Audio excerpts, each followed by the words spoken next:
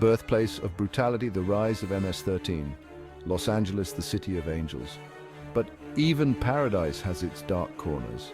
In the 1980s, those shadows gave birth to Mara Salvatrucha, or MS-13. This wasn't just another gang, it was something different, something brutal. These weren't seasoned criminals, they were kids. Salvadoran refugees fleeing a civil war, lost in a new country. They found refuge in each other, and in violence they became predators. Preying on the weak, spreading fear, the LAPD was overwhelmed. They'd never seen anything like it. This wasn't just turf wars. This was about sending a message written in blood. MS-13 was here to stay. A reign of terror, violence as a way of life. For MS-13, violence isn't a tool, it's a language, a way of life. It's about sending a message. And that message is always the same fear. They are ruthless, they are brutal, and they are not afraid to die. Their weapon of choice, the machete, it's brutal, it's terrifying. It gets the job done. One blow can maim, one blow can kill. It's a calling card, a signature of their savagery. The violence isn't random, it's calculated. It's about control through fear. They rule their territory with an iron fist. If you cross them, you pay, and the price is often blood. The stories are horrific. Teenagers hacked to death. Innocent bystanders caught in the crossfire.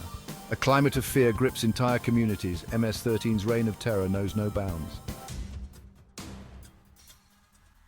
Fueling the empire criminal enterprises, violence is just one part of the MS-13 machine. They're not just thugs, they're businessmen, they're business crime, drug trafficking, extortion, human trafficking. They're a multi-million-dollar criminal enterprise. They exploit the vulnerable, they prey on the weak, they traffic women and children, they force them into prostitution, they use them as drug mules, they discard them when they are no longer useful. Their reach extends beyond the United States. They have a presence in Central America. They work with drug cartels. They traffic drugs and people across borders. They are a global problem. The money fuels their empire. It buys weapons, it buys loyalty, it buys silence, it perpetuates the cycle of violence.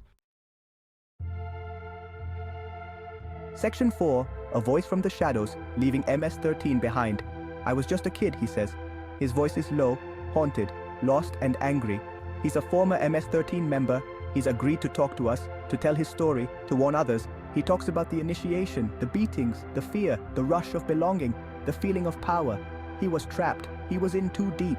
He had seen too much, done too much. He describes the moment he decided to leave. The fear, the guilt, the knowledge that MS-13 never lets go. He knew he was marked. He lived in hiding, looking over his shoulder, always afraid. His story is a reminder of the human cost of MS-13, the lives shattered, the families torn apart. He's lucky to be alive, many aren't. Section 5. The crackdown law enforcement strikes back. The fight against MS-13 isn't over. Law enforcement is cracking down. They're working to dismantle the gang. They're targeting their leadership. They're cutting off their funding. It's a dangerous game. MS-13 is ruthless. They're not afraid to retaliate. But the police are fighting back. They're making progress. They're making arrests. They're seizing drugs and weapons. They're working with communities, building trust, encouraging people to come forward, to report what they know, to break the silence. It's a long fight, but it's a fight they're determined to win. Section 6. Seeds of Hope. Communities resist. The fight against MS-13 isn't just about law enforcement. It's about communities, about families, about giving kids a better path. It's about breaking the cycle of violence. Grassroots organizations are working tirelessly. They're providing after-school programs, they're offering job training, they're mentoring at-risk youth. They're showing kids there's a different way, a better way, a way out of the darkness. These organizations are making a difference, one child at a time, one family at a time. The fight against MS-13 is far from over, but there is hope, there is resilience, and there is a growing determination to create a safer future for all.